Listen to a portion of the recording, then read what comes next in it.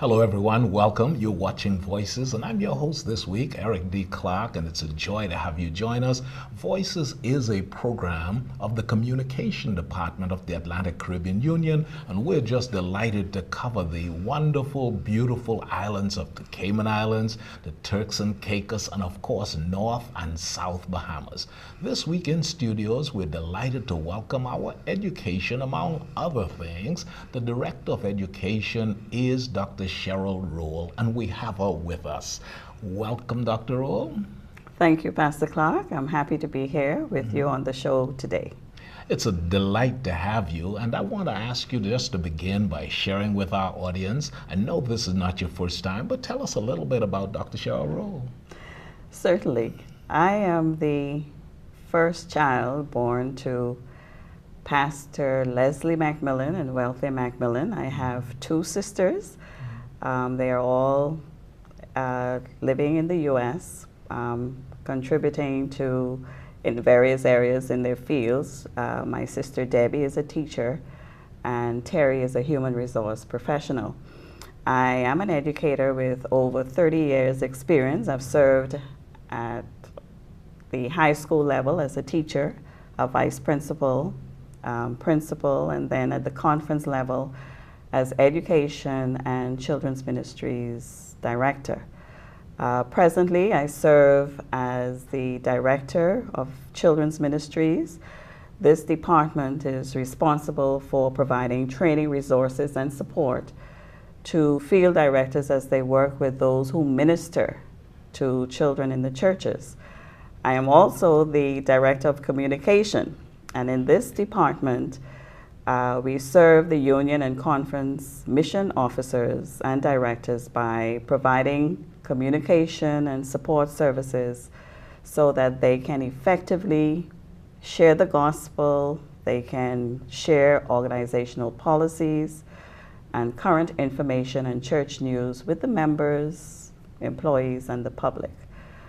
And then finally, the Education Department. I am the Director of the Education Department, and this department is responsible for the coordination, the promotion, and the quality of the educational program of the schools in the Atlantic Caribbean Union.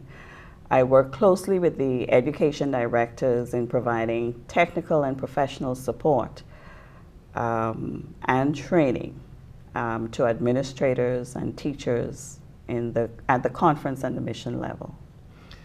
That's a mouthful. Yes, and I did not mention that I'm also the Associate Secretary. That's right. But so I work in the Secretariat as well. Okay. And I happen to know that from the Secretariat standpoint, there's a lot of work involved in just that as well. Yes, there definitely is, as we try to maintain the statistical information of our union and also to provide the support to the Secretariat in the other fields as well. Before I go any further, can I ask you to share with us a hobby and children? Oh, yeah. Yes, I am definitely married to Pedro Rolle. He's from Exuma, which he likes to call paradise. And we have two adult children, Pedro the second and Maisha. Okay. How are they doing? Oh, they're doing well, all completed with school and trying to find their way in their various career paths. Okay, good stuff. I think that we're going to place some emphasis on education. What would you say is the purpose of education for our union? Within the schools of the Atlantic Caribbean Union, first and foremost, the reason we have Adventist education is so that we can nurture our students into a loving relationship with Christ. That is, and we say that without apology. And the schools within the Atlantic Caribbean Union, we like to say, work hand in hand with parents, with the home, and with the church. We know that the parents are the child's first teachers. That's right. And it is at their feet that they learn about Jesus first of all. And then at the appropriate time, they present this child to Christ in a baby dedication ceremony. And we like to symbolize the working of the church, the home, and the school by having the leader of the kindergarten present at this baby dedication, as well as the education secretary, who's the liaison between the church and the school, so that the parents know that in the spiritual formation of their child, the church and the school will work along with them in ensuring that they develop spiritually. And that is the purpose of our schools in the Atlantic Caribbean Union, to reaffirm what the parents are teaching them at home. Now, some may say that, so you're just a Bible school. And I will say yes, because if our children understand that they have Christ, they have everything. That's right. Because with Christ, there is success. So in a nutshell, that is what we're all about. So that is very important. There's this partnership that you're saying between the home and the school. And I like the fact that you've mentioned that Christ is the center of this. One of the things that stands out to me in my Christian education portion of my education is that every time before a class, the teachers always prayed. And I thought that was so powerful, that before every class in an Adventist Christian education system, the teachers prayed for us. Go ahead. Yes, but with, yes, praying and worshiping, they're very important aspects of, I would like to say, Adventist education. But it goes a little deeper than that. We are centered on helping our children develop a biblical worldview. What is that all about? All of us, we have a frame of reference from which we, that guides us, okay? So we want our children to develop a biblical frame of reference, which means that we are going to teach them the will of God and how they must apply the will of God to all aspects of their lives. They must understand that Christ is relevant to everything and learn to look at all of life from a biblical standpoint. So once they have developed this, then they are able to go out into the world and take their places and make responsible decisions, moral decisions, and live a life of service to others. Now, in order for our students to learn this, learn to develop a biblical worldview, our teachers have to be trained in how to do that. So it's a little bit more than praying at the beginning of a class, because a lesson, if you're integrating faith and learning, has to have a biblical point. And that's not easy to do in every lesson. You have to show how geography is relevant to Christ, how Christ is a part of geography, how Christ is a part of history, how Christ is a part of math. So, like I said, it's a little bit more than praying at the beginning of every lesson. Our teachers have to be trained how in the way of how to make our students look at what is happening in the world from a biblical standpoint. Beautiful. Let me ask you, as you look at your scope as far as the union is concerned, we've got Cayman, we have the Turks and Caicos, and of course we have North and South Bahamas. Statistically, how many schools do we have? Who are your leaders in your schools? Okay. Well, let me first say that the Adventist school system is the second largest Protestant educational system. Okay. We have an SDA worldwide number of over 7,800 schools, colleges, and universities. And we have over 93,000 teachers and about 1.8 million students. And of this huge number, 4 schools in the Atlantic Caribbean Union are a small part of that. Okay. So to answer your question, we have 3 K through 12 schools and 1 high school. The high school is we have Bahamas Academy in New Providence. We have Grand Bahama Academy in Freeport. Then there's Cayman Academy in Georgetown, Grand Cayman, and Maranatha Academy in Providenciales, Turks and Caicos. Maranatha Academy is a high school only. Now, we're hoping that they can establish an elementary school soon, but at this present moment, there is only a high school in the Turks and Caicos Islands. And we have a student population of over 1,400 who are taught by 101 committed and dedicated teachers. Good. Good stuff. I like the fact that you're able just to riddle that off for us, all right? Thank you so much. That tells me that you've got your fingers on the pulse of what is happening in the education system. Can I ask, what makes, and you've touched a little on it, but what makes Adventist education so different from other education systems, private and public? What sets Adventist system apart? I would not say that Adventist education is better than the education offered at any other school. There are many great schools out there, both private and public. However, because our focus is to ensure that our children are with us in heaven, Adventist education is different. So, for the Adventist parent, it is this difference that makes Adventist education the best and only choice. Now, while sending our children to an Adventist school does not guarantee that they will accept Jesus, the chances are greater if they do attend. I say to all parents, Adventists or non-Adventists, if you desire to have an education for your child that helps to develop a belief and value system built on God's Word, an Adventist school is the best choice. Not only will your child receive a well-rounded education that will enable them to succeed in society, they will be prepared so that they can sit around God's throne with you.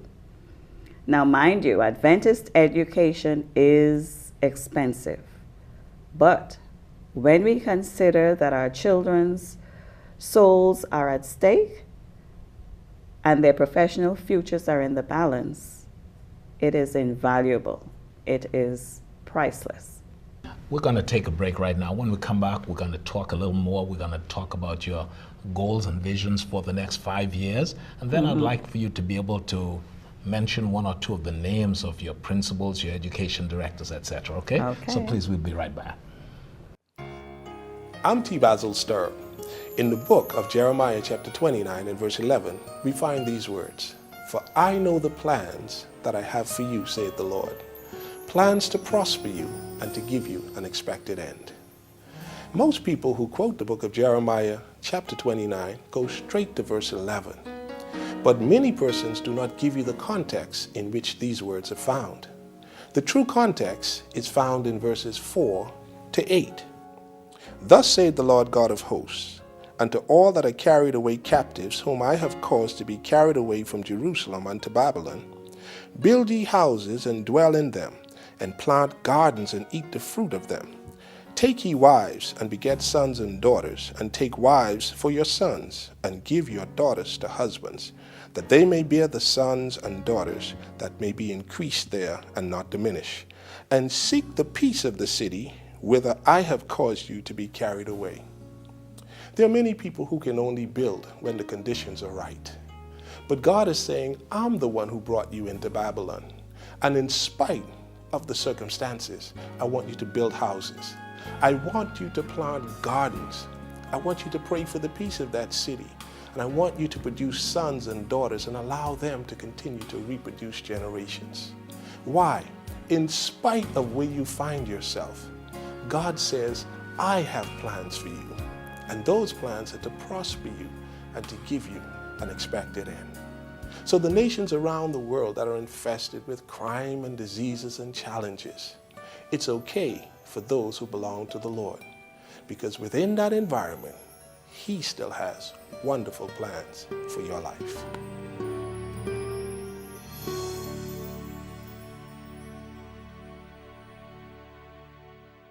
Welcome back. This is Voices. I'm Eric D. Clark, and we have in studio Dr. Cheryl Rolle. Ma'am, we're delighted. And before the break, we were talking about some other things. Just wanted to have the opportunity to ask you to share with us who are some of your directors in the fields. Oh, I'd love to let you know who they are. I have an excellent team of educators who are overseeing the educational program in the various fields. In the South Bahamas Conference, we have Mrs. Jones Cavella. In North Bahamas Conference, which is in Freeport, Grand Bahama, we have Mrs. Desiree Rolle Forbes. In the Cayman Islands, we have Dr. Iva Harry. And in the Turks and Caicos Islands, we have Mrs. Lynn Smith. All experienced educators with a love for children and a commitment to advancing the tenets of Adventist education. Beautiful. And I'm sure they've got a good team of support staff. You mentioned that we have 4 schools in the union. The leadership in those schools. Yes, we have at Bahamas Academy, Mr. Milton Lewis. Grand Bahama Academy, we have an acting principal, recently appointed, Ms. Avani Wellington. Okay. In the Turks and Caicos Islands at Maranatha Academy, we have a principal who's been there for over 10 years, from the inception.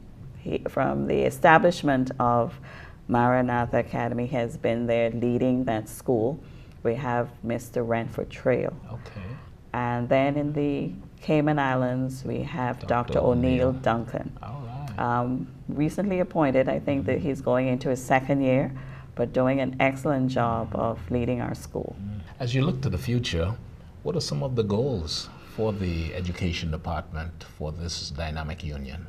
Okay, for the next 5 years, the educational department is focusing on establishing what we have called a school system rather than a system of schools, which means that the schools in the Atlantic Caribbean Union will be working together to ensure that the following characteristics, which according to research are indicators of successful schools, can be found in all of the schools. Okay. We want to ensure that these characteristics that I'm going to list are present. We want to ensure that all of our schools have a clear and shared mission and vision, and it's understood by all that there are high standards and expectations for students. We want to ensure that there is effective school leadership. Okay. Without effective school leadership, there's very little that can be accomplished. We want to ensure that there's high levels of collaboration and communication. We want to operate according to standards-based instruction and assessment. There's going to be frequent monitoring of teaching and learning, supportive learning environment, and we would like to ensure that there are high levels of parental involvement. If we don't have the parents involved, the students' chances for success are that much less. But when you have parents involved in the life of the child at school, like I mentioned earlier, it has to be a partnership with the home, the church, and the school. You see students succeed. So these are the goals that we're hoping to accomplish for the next 5 years. And as a result of ensuring that these are present, we hope that we can see a positive school climate conducive to spiritual development and achievement, collaborative school environment, an increase in the number of students who are giving their hearts to Christ, a viable and relevant curriculum, improved student achievement, and more students attending from our Adventist homes. And I think as we focus on this, our students will achieve success. Good. Can I ask you, social promotions, do you just promote in your schools, or do the students have to achieve a certain GPA, a certain grade level? Do they advance based on age, or what is your philosophy? Well, at the union level, we work on policies which are contained in what we call the Atlantic Caribbean Union Education Code. Each field is encouraged to follow the policy related to what we call student retention. All right, so based on the policies that have been set forth in the Education Code, each school or each conference will then create a policy of its own as it relates to that. There are certain things that have to be in place before a student is retained, as well as that guides how a student is promoted. So that while we have general guidelines for it, the various departments in the fields will come up with how they will relate to the retention and promotion of students. Because you also, in addition to the retention, you also have requests for acceleration. That's right. Again, there's a policy that guides that as well. So each field will then develop a policy of its own as it relates to those two areas. Okay. What about accreditation? What are your schools accredited through in the fields? They certainly are. The schools are accredited by the body, the Adventist Accrediting Association, and they are expected to meet certain guidelines to receive a certain number of years for accreditation. I can proudly say that all of our schools are accredited, and we have some that are, we have one school that is due for a visit next year, but I am sure that they are going to meet the recommendations that have been given by the AAA, that's what we refer to as the accrediting body. I see. And based on the number of recommendations that they have fulfilled, then that will determine how many years of accreditation they will be granted. The maximum on which each school strives to get is 5 years. So we don't have a school yet that has 5 years. The maximum all of our schools have right now is 4 years accreditation. So we're pushing to ensure that they receive that 5-year accreditation with subsequent visits.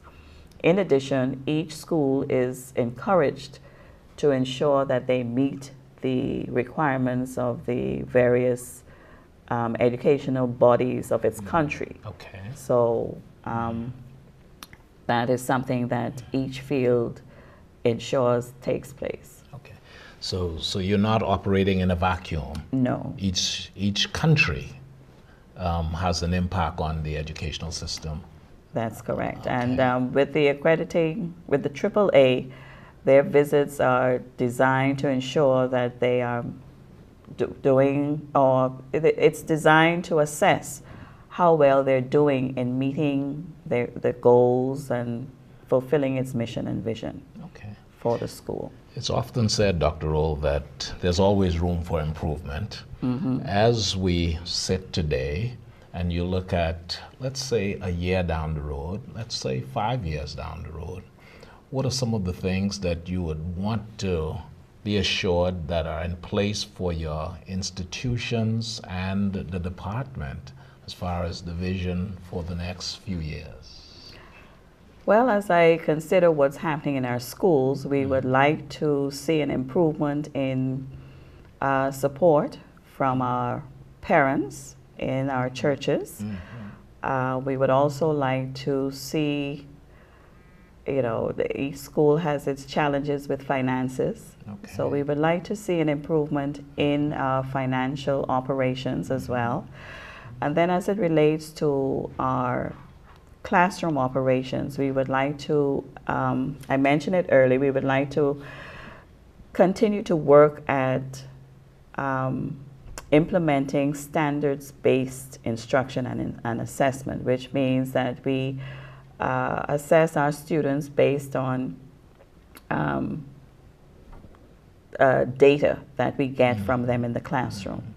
We want it to be data-based, which means that you would test a child, look at what they have, look at how they performed on the test, and then use those results to guide your decisions about instruction and assessment.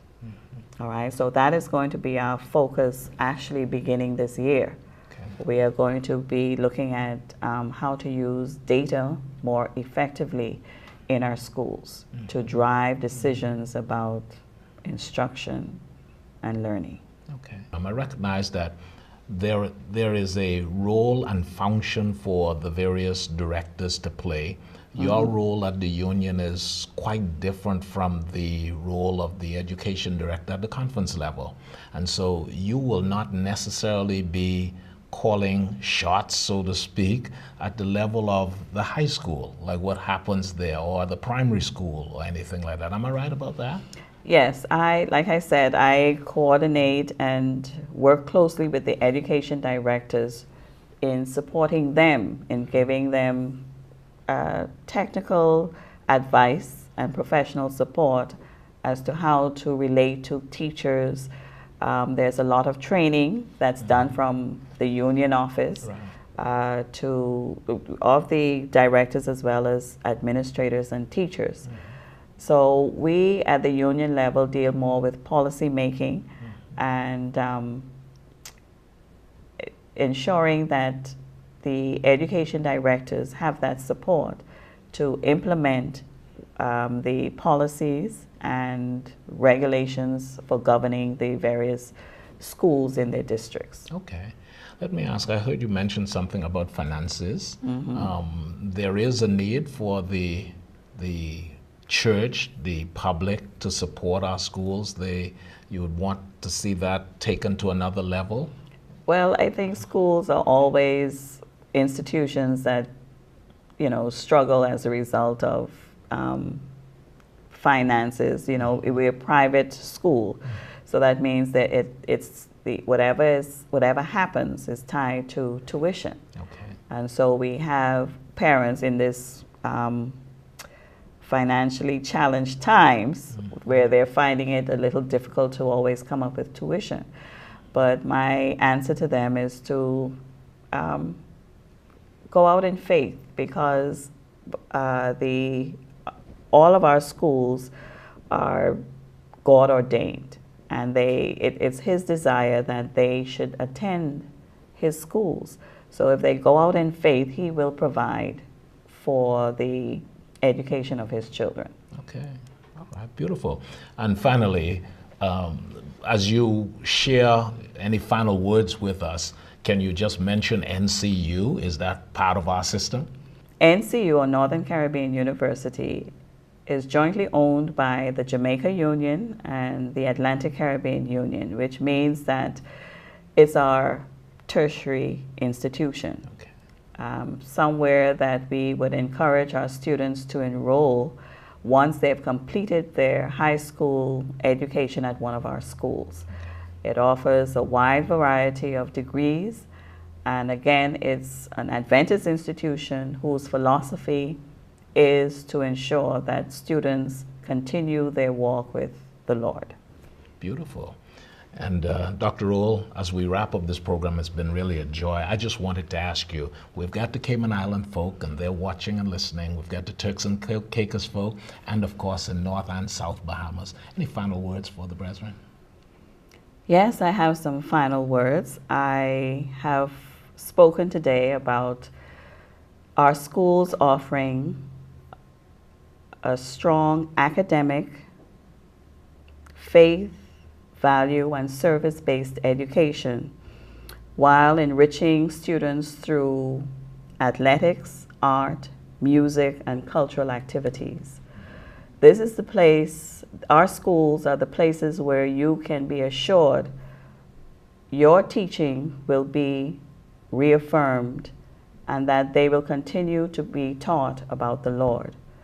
It is also a place where they will receive an education that will help them to be responsible people in the community who are capable of making moral decisions and living a life of service. I invite you, like any other decision, to make this a spiritual matter. When you're getting married, you take it to the Lord in prayer. When you're ready to have children, you take it to the Lord in prayer. When you have the children, you present them to the Lord. So I want to encourage you to make the decision about where you're going to send your children a matter of prayer.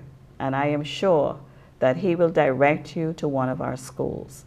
And if that happens, you can just reach out and contact any of our education directors or principals, and they will happily tell you how you can enroll. Thank you so much, Dr. Rolle. It's a joy to have you this week on our program. And on behalf of our young people and the family from the Union throughout the territory, we just want to say thank you and we wish all the best. We remember those quotations: true education means more than the pursuit of a certain course of study. Yes. Higher than the highest human thought can reach is God's ideal for His children. Godliness and godlikeness is the goal to be reached. And so true education, we just want to ask everyone, let's make our mark in education, because we're preparing not only for this life, but also for the life to come. Until next time, God bless you. I'm Eric D. Clark saying so long.